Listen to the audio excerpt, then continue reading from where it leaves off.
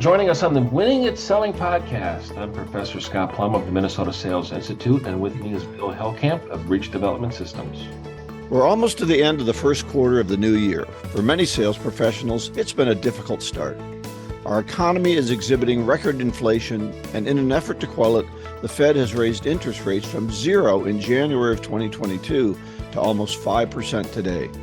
Gas prices almost doubled in 2 years and then settled back to a 60% rise, which increases the cost of anything that has to be delivered. Add to that some lingering supply chain issues and the after effects of the COVID pandemic, and it's no wonder that salespeople are stressed. So take a couple of aspirin and try to chill out, as Scott and I discuss the key sales challenges for 2023 and other fascinating ideas on episode 556 of the Winning at Selling podcast.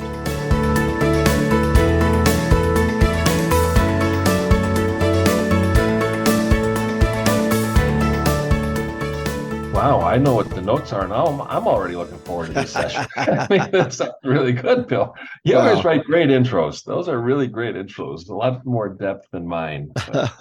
Well, we got a good article we're going to pull from, so we'll link that article in the show notes.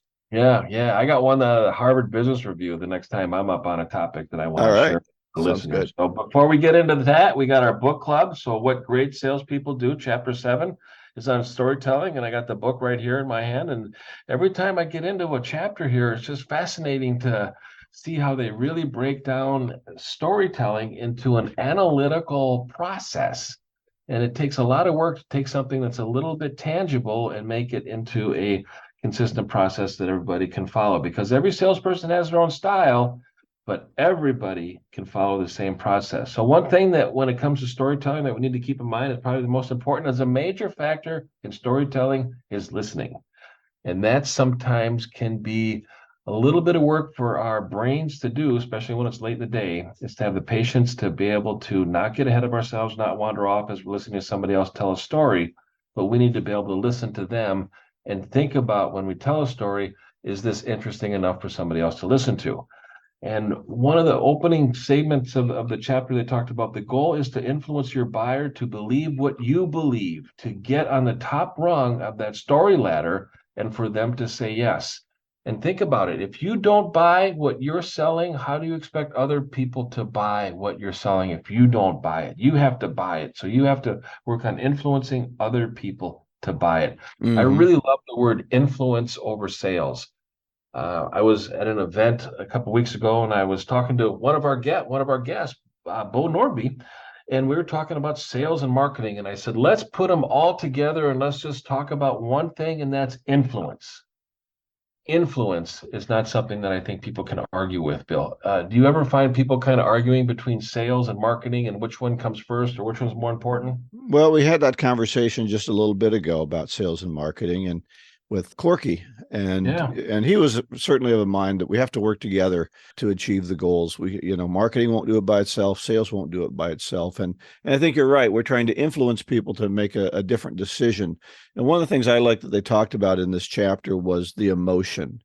You really have to get the emotions involved, and I like their recommendation that as you're developing your storyboard, you don't just have the point that you want to make and then kind of the ideas of how the story is going to flow, but each step in that story should have an emotion attached to it. So one of the things I really liked, they talked about the language of emotions. And I think most of us have heard this before, but that when we talk, only 7% of the communications is happening in our words, 38% in the tone that we're using, and 55% in body language and expressions. And that's important for us, Scott, and anybody that does any kind of audio work, because in the podcast, you can't see us. So you have to get the feeling from the tone that we have and the words that we use. So just in listening only, they're losing 55% of the communication we do. And believe me, folks, you don't want to see what we do on camera, because Scott sends me some messages that just aren't right. I have a face for radio, that's for sure. But I like that what they said was emotion is contagious. And that's what people aren't sold but we can help them catch our emotions. And if we're not excited, if we're not enthusiastic, if we don't believe in our product, if we don't believe in what it can do for them and how it can maybe even transform their business, why should they listen to us? So if you can't get emotion into your story, and to tell you the truth, that's what stories help you do, is find an emotion rather than just fact. I think that you're not gonna do any better still telling stories if you can't bring the emotion into it. Right. Yeah. And they talked a little bit about body language too. Body language is the outward reflection of a person's emotional condition. As Malcolm Gladwell talked about it in his book, Tipping Point, a passive implication of nonverbal cues. And think about when you were around a child and you were finding out if they were telling the truth or not, all of the body language signs, they told you that they were lying. And it's like, if you were a kid and you were lying, and your parents figured it out, you're like, how did they do that? They have superpowers. And no, you're just very transparent. Yeah, I had a kid who used to eat stuff he wasn't supposed to, and one day he had cookie crumbs all around his mouth, and I said, "Did you eat the cookie?" No. Still had it in his mouth, right? But how could they tell that I'm lying in that? Right. But yeah, we do express ourselves in our body language. And I think it's really important. I can't remember what book it is. Maybe you will remember. But he says in that book, walk faster, talk a little louder, put just some more energy into everything that you do so that people feel that energy. It's not just in sales. I mean, we've worked with people who just kind of slouch around the office that's why I believe in putting some nice clothes on once in a while if I'm going to do something, not just wearing my jammies or sweats all the time, because it affects how I feel about myself. Sure. Wow. You and I both present a lot. I always present, in a suit and tie, because I feel better about me. I feel more confident. So how we express ourselves physically can even influence us while it's influencing other people. Most definitely. I have a winter coat. It was a $400 coat when I bought it 20 years ago. And every time I put that coat on, it's like I feel like it's bulletproof, and I can walk into any business and solicit the gatekeeper or the receptionist and walk right past the sign that says no soliciting. When I feel great about the coat that I'm wearing. Yeah. And another thing that covered in the chapter is the system of cognitive transmission from mind to body is far more evolved than from mind to mouth. The body goes first, and the body doesn't lie. And this is so true when we're presenting. I mean, we need to be authentic in our presentation. And if we ever have a seed of doubt in anything that we're presenting, we need to make sure that we can find something that we're confident in to be able to balance that seed of doubt so that it doesn't show. Because it is going to show sometimes when we're not being completely upfront with people. But once we know that, we can then watch other people, and watching people with body language is just absolutely fascinating. It's like, when they rub their nose or touch their ear or scratch their head, it's like, why are you doing that right now? What is making you so uncomfortable? And I think we can overread that a little bit. Sometimes my head just itches, right? Yeah. Sometimes I fold my arms because your office is freezing, and I'm freezing to death here, So, but I do think body language is something that we should study so we can consciously try to avoid signaling boredom. I think our current President Biden got in trouble because he was at some dead soldiers were coming off a plane, and he looked at his watch, and that said, "I'm in a hurry. Let's get this thing going here." Yeah, right. And I've seen that of people in an appointment.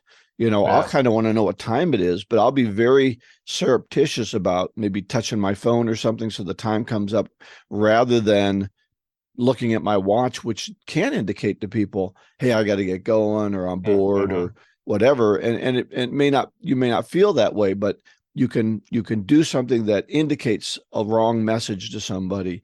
And if you don't think about some of those things, just leaving your phone out to me indicates I'm looking for a better opportunity to come. Oh, well, yeah. Right. Yeah. So there's a lot of things that we can do. And we live in an attention economy right now, and there's an attention deficit when we're working with people, is that we just don't have their attention. It takes a lot of work to have somebody's attention and to give their attention. Another thing that they talked about in this chapter is metaphors. I love metaphors. Metaphor is a comparison that shows how two things are not alike in most ways, but are actually very similar in significant ways. And a metaphor expresses an unfamiliar or an abstract in terms of the familiarity and concrete. And metaphors can really be influential because it's probably associating something that somebody has already been familiar with. And if they can look at what you're selling in an environment of what they've already purchased, it makes it a lot easier for people to bring the two things together and visualize owning it versus visualize shopping for it and not owning it. And that's just the power of emotions and metaphors. And when I was teaching public speaking, or when I have a public speaking class, we teach analogies, which are a little bit of a longer form metaphor, more of a story form. And we try to stay away from similes. So similes say these two things are the same. Right. You know, love is a rose, which makes a compare. It's more poetic. A metaphor might say love is like a rose, and here's why. But an analogy would say, you know, I was looking at a rose the other day, and here's what it made me feel like. And so I find the analogy actually is a more commonly used tool because it's a little bit longer form. But yes, we found those to do really, really well for people in communication is that it allows me to get in the ballpark with you.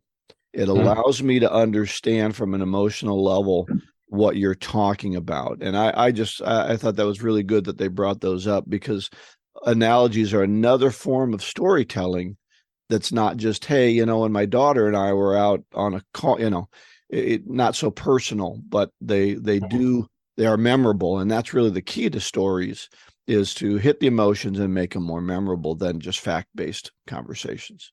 Yeah. I want to cover two more points that I really took out of this chapter as pretty powerful and relevant for salespeople. And that is that the promise of a story has a powerful subconscious effect, relaxing the left brain's defenses and heightening the right brain's receptivity. And it makes it really easy for people to retain information that's told in a story.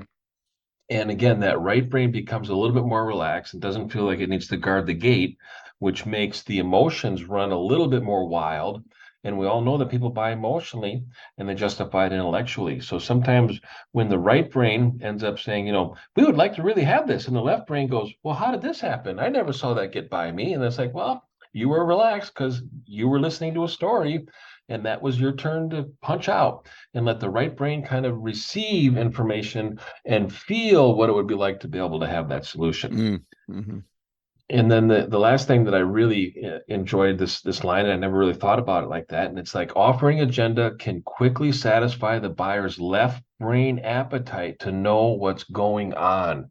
And we know that when people are in a new situation, they become defensive quickly. And when they become defensive, it's the left brain that's defending the right brain from any information. And if we're not able to get through with somebody being interested and curious in what we're presenting, so that the right brain can evaluate it and figure out what it would be like to have it or not have it.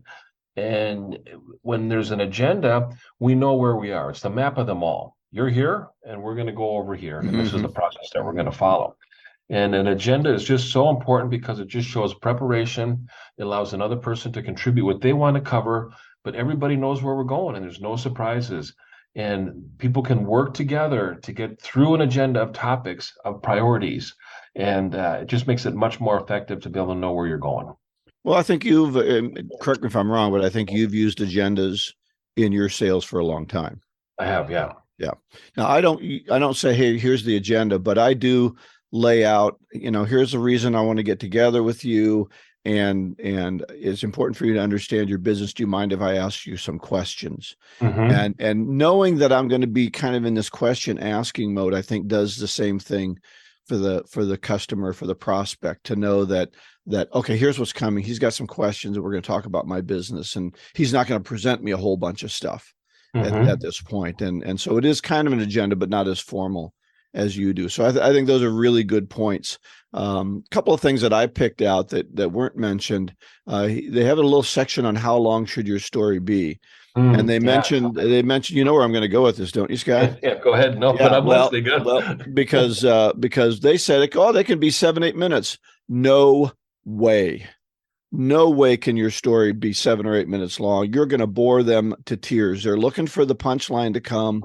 I would say no more than 2 minutes. And if you're dwelling on this for more than 2 minutes, you've lost them as an audience. So learn how to cut it down, get to the point, and you don't. One of the things I found, I think I mentioned this earlier, people when they tell stories, okay, here's what you got to know. You got to know the sky was blue, and you got to know it was February, and you got to know it was this, and you don't have to know all that stuff. That stuff should be revealed in the story as it's necessary. So learn how to cut your stories down to 2 minutes. I think that's really important.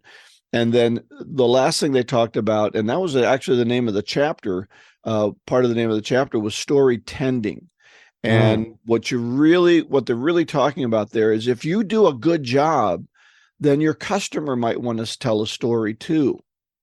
And now you reverse the roles and you become the listener, and you're not going to, don't try and top their story. Right. Don't try and tell a better story than but let me tell you what happened to me. Right. You're not trying to fix their story. You're not trying to adjust their story. Just let them tell their story and either laugh at it or make a comment and ask a further deepening question. What did that mean to you? Or how did that make you feel when that happened? Your goal is to get them talking. And if they'll tell a story to you, keep them talking about the deeper emotions of what that story and what that situation meant to them. You'll learn a lot more about them. So good chapter. Yeah, good advice. Good advice. So next week, no book club, we're going to have a guest. So you can take a break from the reading and tune in for a guest. So our major topic for today is key sales challenges for 2023. And I found a HubSpot article that I read, and I thought it was interesting. And I thought, hey, let's just go through the 9 points that they have, the 9 key sale challenges that they have. And let's talk about what you and I think about these and maybe how we can handle them. So I'll just read them out, and then you can give me your opinion, and I'll talk about my opinion, and we'll just go through them. So their number one challenge, trying to build trust virtually. Are we still trying to build trust virtually, Scott? What do you think about that? I absolutely. I think there are a lot more Zoom calls and Teams meetings, and I don't know how those two programs ended up passing Skype, because we already had Skype. And then what was the other one that's very popular that I can't remember the name of it right now? GoToMeeting? GoToMeeting, that's it. Yeah. Okay. I mean, how did Zoom come in and take over during COVID? They were a fifth the price of GoToMeeting. Wow. And Skype wasn't any good. Right. Yeah. Oh, yeah. Skype. I found Zoom had better functionality than all of them. So, here's what my thought is on this, Scott. Are decision makers only meeting virtually, or have salespeople given over to the work at home mentality, and now you're not even trying to make an appointment with people? Oh, they've definitely surrendered. I found that if I want to go into the office, most of the decision makers are going into the office on a regular basis, and they'll set a time with me, and I won't have to try and build my trust virtually. Now that isn't to say that I don't have long distance customers, and we don't fly into them as often as we used to, and we do have to be honest. But I think the same things that we do when we're one-on-one, if we do those things in a virtual meeting, we can have those things happen, and that is to ask questions and to listen and to be interested in them. That's how we build trust. Definitely. It seemed like when COVID hit and everybody was sent home, all of a sudden, all these sales managers that have a team of salespeople recognized that there were some problems communicating virtually, and an area is building trust quickly virtually, and some people were able to do it better than others. Yeah, you bet. Okay, number 2, getting in front of decision makers. So is it more difficult to get in front of decision makers now than it used to be? I think it is, and I don't think it's this virtual thing as much as it is they aren't answering their phones. People don't answer their phones anymore. None of my kids answer their phones. I think decision makers don't. So I think you need to try a different bunch of more variety. Send them a text if you got their cell number.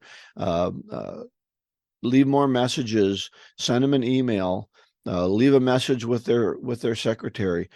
Try some variety, but but I have found it's a little bit more difficult to get to those decision makers. I think sometimes the decision makers get frustrated with terrible salespeople, so they limit their access to salespeople because some of the experiences are just not as favorable as other ones. I think about the statement: people don't dislike commercials; they dislike terrible commercials, because everybody's talking about Super Bowl commercials after they watch them. They go to the YouTube and they watch all the commercials from the Super Bowl. Yeah, but half of them, they say, I have no idea what they were advertising. Well, so fine, they may watch them, but they don't. Yeah, they were enjoyable. They were not necessarily. They were good. But, I mean, people just dislike they were expensive commercials. And there's some commercials. So how are we gonna? How is me being a better salesperson going to get them to answer their phone? By creating some interest and curiosity when you get a chance to make a first impression. And this is where a lot of salespeople struggle. You read the emails and they're not complete. They're turning things over to sales automation and they're not personable. They finally get a chance to talk to somebody and they've forgotten how to create interest and curiosity in the first second or 2 or 15 seconds to be able to engage somebody, to be able to have a conversation with them. And it starts with a conversation and an exchange of information. And once you can do that and you don't come across as being desperate or crafty or sleazy, then you're going to have a conversation with people and it's an exchange of information. And when you're talking to the right person, they're just as curious about what you know as you want to know what they know. All right. So you got to be more creative in your message leaving. Exactly. And in your emails. Okay, good. All right. Number 3, realizing a solid product alone won't close deals. What's your thought on that? I think the product has got to have value. There are a lot of great products that people have no value if they possess it. So if you have the product, what good is it going to do? And it needs to be applicable to a problem or a challenge or a goal that somebody wants to achieve. But too often people focus on what the drill is and not a hole that they want.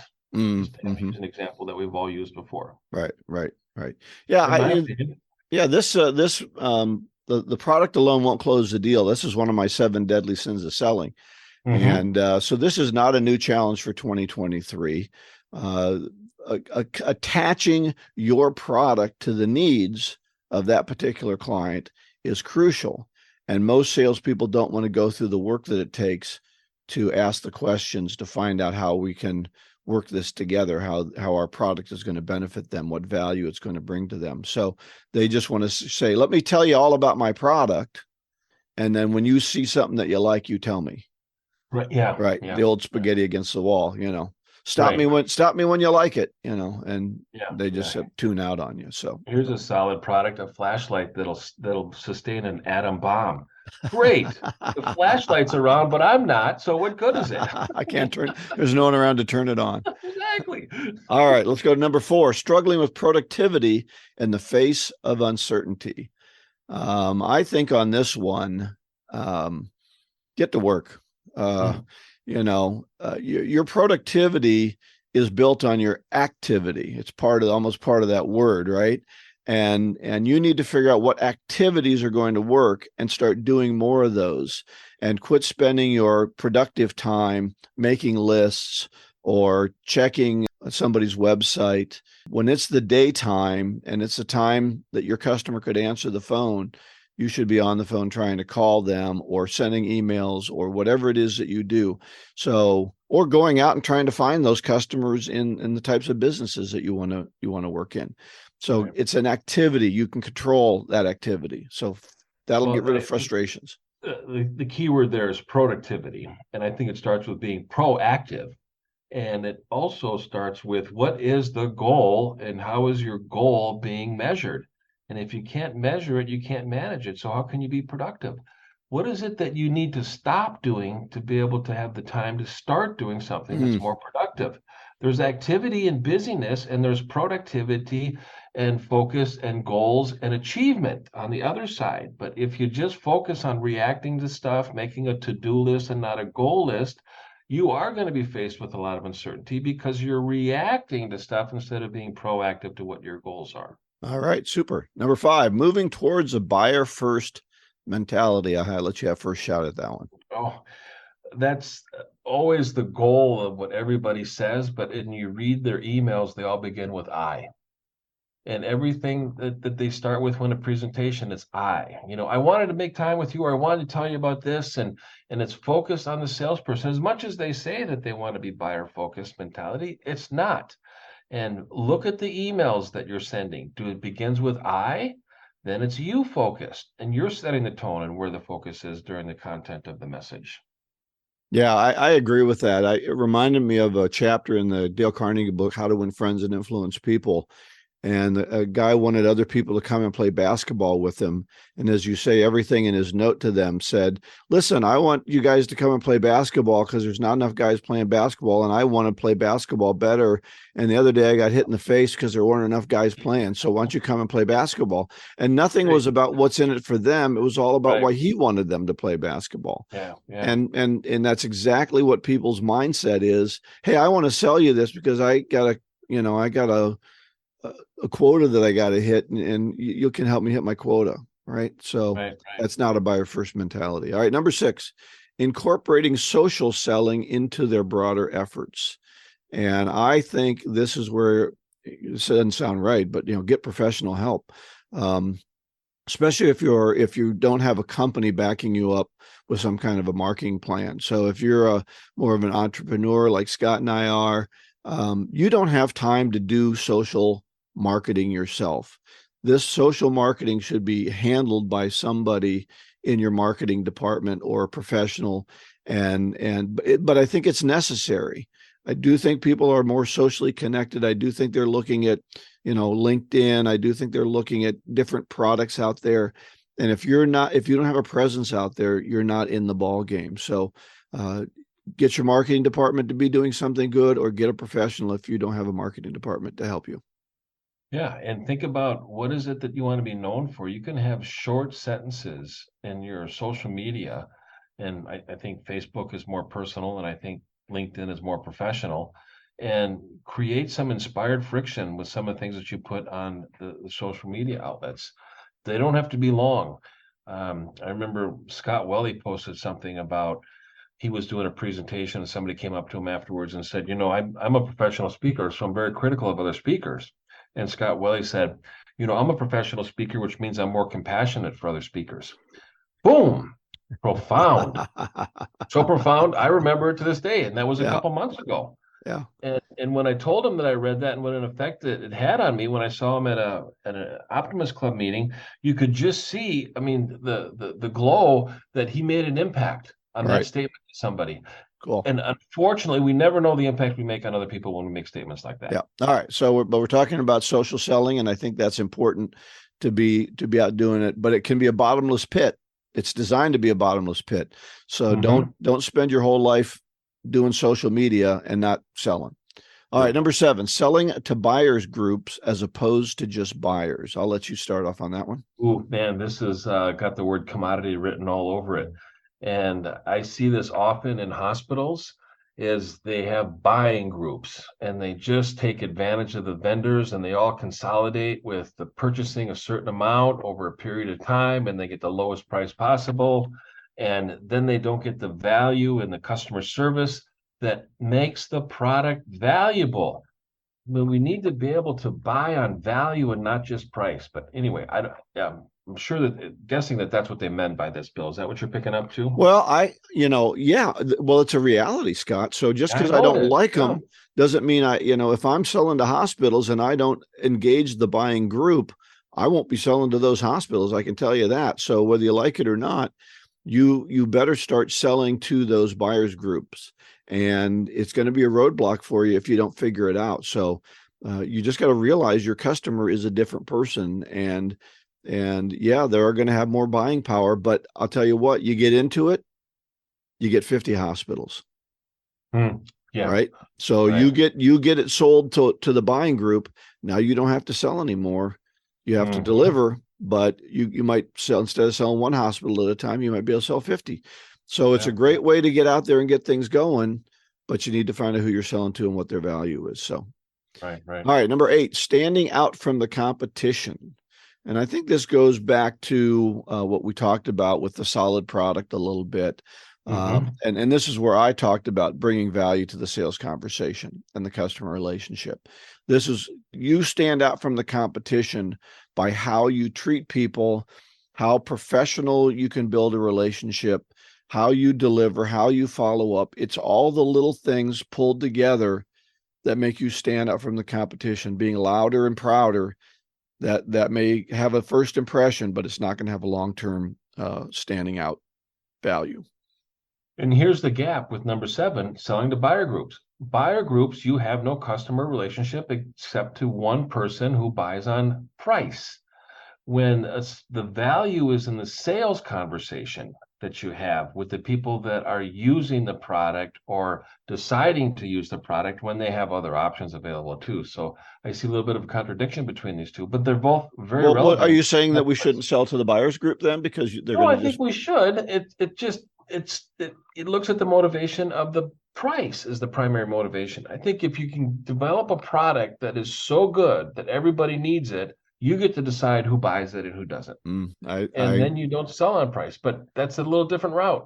I think you can still sell value to the buyers group because they are now beholding to that end user customer just as you are. So yes, their sale price is important, and they're going to push you down on price, but they're going to have the clout to do it. So I think, you, like I say, you better figure it out, because otherwise you're going to lose all 50 of those hospitals that's in that buying group. I mean, think about a buyer's group is Costco and Sam's. I mean, look at the semi-load that they buy for one particular product, and we know that nothing at Costco is priced more than 15% of the cost of goods that Costco buys from it, because they make all their money on membership.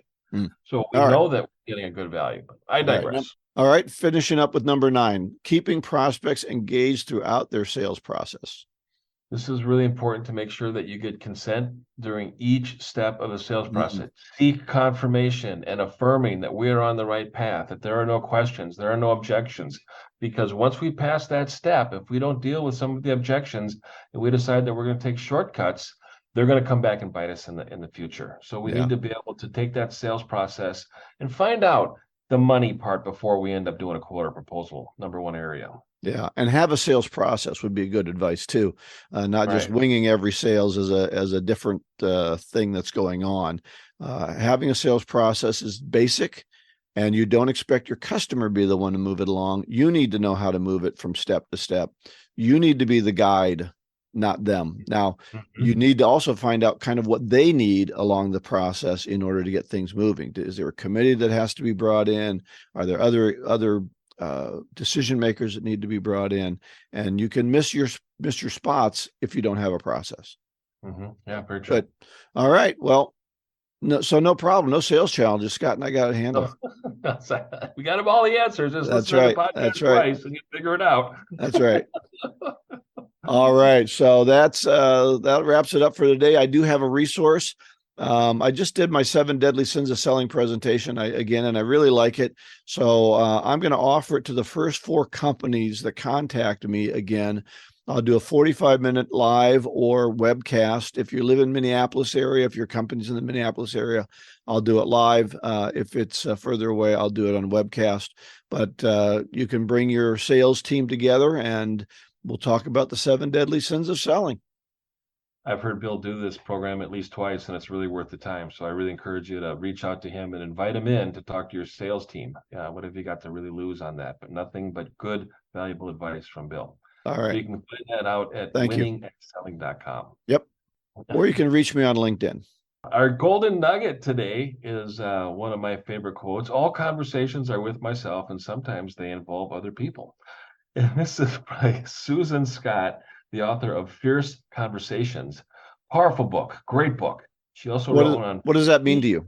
Tell me what that. It means that we need to be able to buy it before we can sell it. We need to get our beliefs in order before we can control our behavior. If we can't get our past experiences under control to figure out what we're going to carry forward and what we're going to leave behind, we're carrying a huge backpack of mistakes and regret and really bad lessons that we just need to discard from the past and just decide what do you want to carry forward and what you don't. But it starts with a conversation with yourself. All right. And it's so true. Super. All right. So for all the information that we have to contact Scott or I, to get the link for this HubSpot article that we referenced today on key sale challenges for 2023, all of those things are at winningatselling.com. Go to the show page and look for it there. So next week, no book club. Again, we're going to have Ann Schoolcraft, who's an EOS implementer, talking about getting a grip on sales. So please subscribe and share this podcast with your colleagues on social media, etc. Go out and get better, one skill at a time. Joyful selling.